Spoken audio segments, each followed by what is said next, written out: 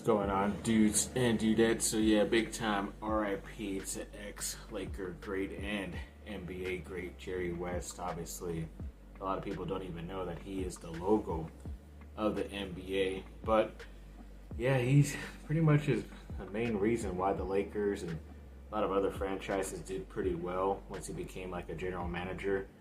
I mean, he was okay coaching, but I think it just took a lot out of him because he was like literally into every play. It was almost like as if he was playing. At least that's how they almost portrayed it too on that Showtime show about the Lakers. But overall, yeah, I mean, he's very detrimental in getting Kobe to LA because he made that trade with the Hornets, and then he also signed Shaq, I believe, that summer as well.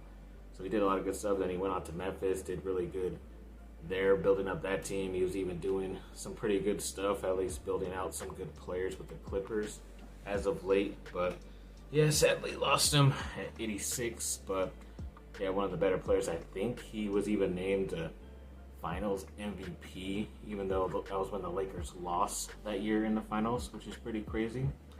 But yeah, overall, he was one of the greatest players of all time. And yeah, it sucks that we're losing some NBA legends back to back. First Bill Walton and now Jerry West. But yeah, big time RIP, ex-Laker great.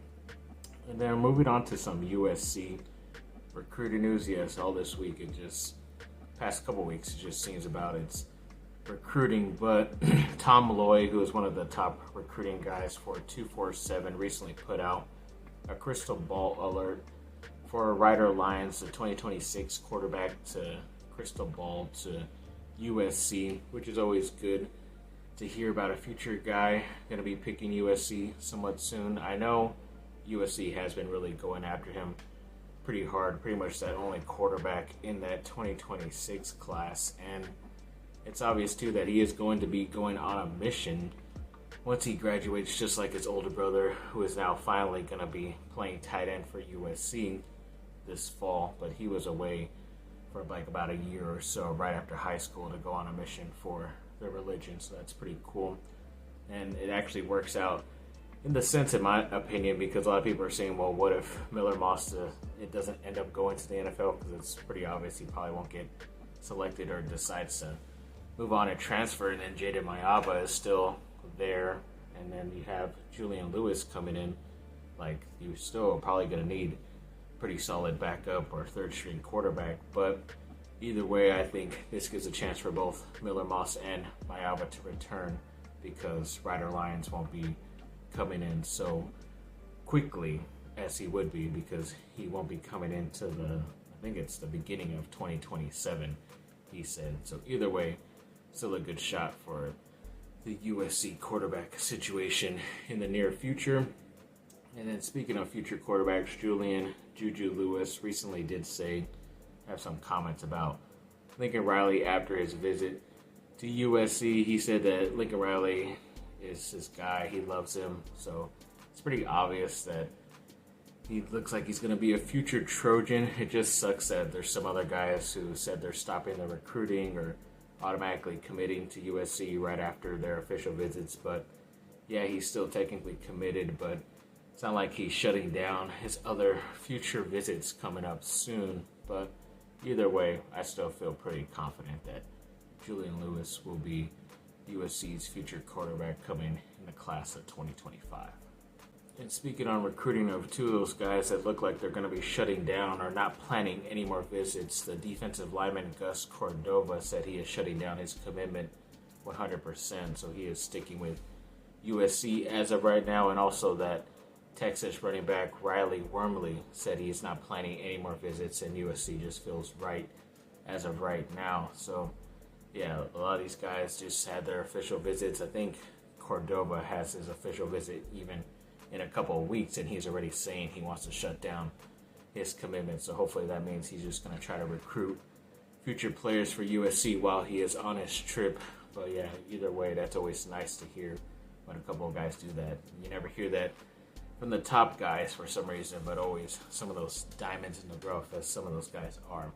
At least they're 100% committed, which is pretty cool and good to see. Then when it came to the 4-star wide receiver Corey Sims, who recently visited USC on an official visit, he did set a commitment date for June 30th, so coming up in a couple of weeks. I think it's only between USC, Missouri, and I forget the other school. It doesn't matter because I think it's going to be USC in my opinion, but they did have quite a bit of receivers over this last official visit weekend, and they're pretty sure they have a couple more good solid receivers coming in the next couple of weeks, but they're looking to add about 4 to 5, maybe even 6 guys in this class. So either way, whether he signs or not, there's still going to be some pretty good pickings out there for some of the top receivers for USC to get. And On3 recently put out their list of blue chip recruits who are 4- and 5-star committed players as of right now. And USC is in the middle of the pack with 9 of them. They're tied with another school, and I think the highest are 2 teams tied for 12 players. But USC still has 2 silent commitments, so those could be 4- or 5-star guys as well, and bump them right up. And I think even right after this weekend, Georgia did add a couple of good, solid players, so it looks like they have moved up to the 3rd spot, and USC moved down 1 spot to number 4 in the overall 2025 rankings. But like I said, if they ended up getting a couple of those commitments right away officially, then they probably would have moved back up anyways, and they probably do have a chance to move up past LSU for the number 2 spot, because I think percentage or points-wise, they're pretty close, so looking forward to that.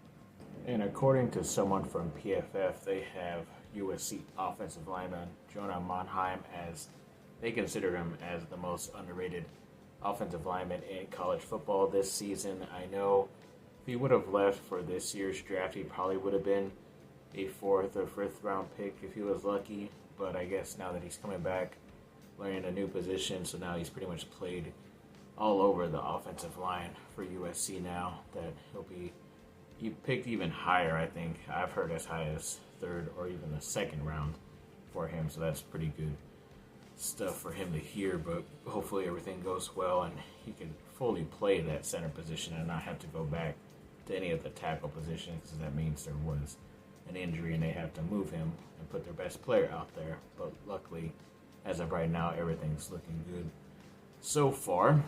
And then when it came to USC basketball, they added a couple more staff members. They added a guy in Michael Riotz. He is an assistant athletic director for the men's basketball team. And then Titus Shelton as well. Looks like he's director of the video operations, so I guess behind the scenes and all that stuff. So it looks like they kind of maybe have officially finished getting their staff together, so that's good to hear.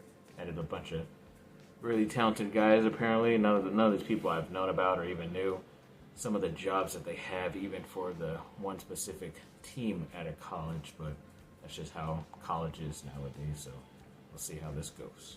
And the USC swim team did add a pretty good, talented player from Stanford in Luke Maurer.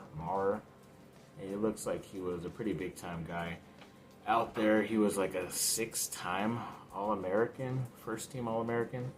He's going into his 5th season, and he is, after 4 years of being at Stanford. So I don't know how he could reach those certain amount of numbers if he is going into his 5th season, but maybe he's just been around for quite a bit and maybe got injured, and that's why he's still stuck around college for quite a bit as well, because I don't really know how it works when it comes to the swim team, if they're only able to stay about 4 years, or maybe they give them more time because that's an Olympic sport and you kind of need about every 4 to 8 years or something like that until maybe the next Olympics that they will be ready. So maybe that's the case there, but either way, it looks like a pretty talented guy, so pretty good to have him on the swim team. Yes, Caleb Williams is going to be launching an investment firm, which is going to be dealing with private equity and venture capital. I had to look up to see what the hell those things were, because I don't know anything about bonds or trading or stock market or whatever, or dealing with certain types of companies. But I guess it's one of those things, has to do with if somebody or himself or someone else he knows wants to start up a brand new company, or they did already start up one. He wants to bring in some more money in there to be able to be a partner and develop it up more to something better, then I guess that's what some of those things mean. And I guess that firm is just going to get him into different stuff, different companies, and maybe just try to not only be in the ads, but try to own a part of some of those companies as well. But either way, he is doing the right thing, making way more money now than he was at USC. He still did pretty good at USC, but yeah, he's doing a lot more better stuff. So it is like a little nice thing now that Lincoln Riley can say the future USC quarterback commits to come and play at USC because of some of the things that they can look forward to once they're in the NFL. And the singer for the story so far, the frontman Parker Cannon, did do a recent interview with Rolling Stone. I'm pretty sure they're not going to be on the main cover, but it used to be a big thing when you were part of that big time magazine. But I guess they kind of said, or he kind of said, that how they got through this record and how it came to fruition is pretty much about the grief they had to go through. So I don't know if somebody in their family ended up passing away, because some of those songs, like Spreading Your Ashes on the Ground and So Many Seasons You Won't Be Around, something like that, one of their newer songs. And I noticed that they don't have the main bassist that they kind of started off the band with. So I don't know if that means something happened to him or he's somewhere else on another band. That's all you can hope for, because if they lost him too, that would be pretty tough as well. But yeah, pretty cool thing for them to get into that Rolling Stone magazine. And I think that album comes out within the next couple of weeks too. So yeah, it's a pretty big June for TV shows, movies, and music as well. So looking forward to that. And I think just the other day, or maybe even today, it was the 23-year anniversary of Blink-182's pretty big time record. It was pretty much their second record after Enema of the State, which recently had an anniversary as well. But this one was the Take Off Your Pants and Jacket that started off with First Aid and Anthem Part 2, all those songs. Every Time I Look For You, a lot of great songs. I'm even wearing a Blink-182 shirt, but I didn't even know about the anniversary till way later in today of recording this, so that's pretty cool. So yeah, congrats to those guys. And yeah, it's one of the better records. I know, I always remember that Every Time I Look For You song, because that's how the American Pie 2 movie opens up. I never heard a regular song from an artist start off a movie when it came out to like the Universal or Warner Brothers logos. Yeah, that was always something that stuck in my mind, even to this day. So that's pretty cool. And to end this video off, yes, when it came to the Celtics, yes, sadly, I didn't finish watching the game. It just became more and more frustrating with the Dallas Mavericks, watching them. But it looks like the Celtics are leading the NBA Finals 3-0, and Tatum of Duke obviously stepped up with 31 points to help Boston take this commanding lead, which they only need one more win to become champions. And I think the next game is Friday, so maybe they'll be able to end it in Dallas and just celebrate there, or they might want to celebrate with their home crowd. And I think that game might be Sunday or Monday. I don't know. I could be wrong, but either way, kind of looks like Luka is just done, because he was probably, even coming into this game as well, the last two games, he's been dealing with something, and he just kind of finally went down and, you know, kind of been putting to the ground with how much he had to do in order for them to even get to the finals. And a lot of their main guys around them, the role players, aren't hitting the open shots, and it's just been Luka and Kyrie. And even Kyrie stepped up from what I saw today earlier and scoring 20 plus points, but obviously just not enough when your guys are being left open for a reason and they're not hitting those open shots. Even at home, you thought it could be different, and even this game as well was like a 5 to 7 point difference in the end, but they just weren't able to finish out. So yeah, it's tough.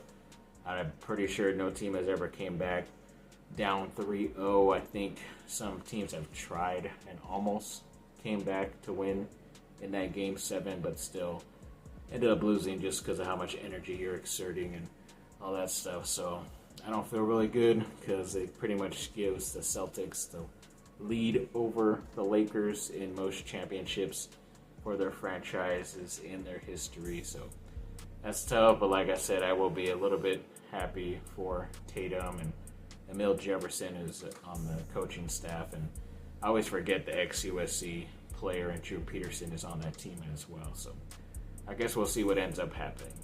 Thanks for watching, people. Like and subscribe. Comment down below. Let me know what y'all think. Have a great rest of your day. Bye.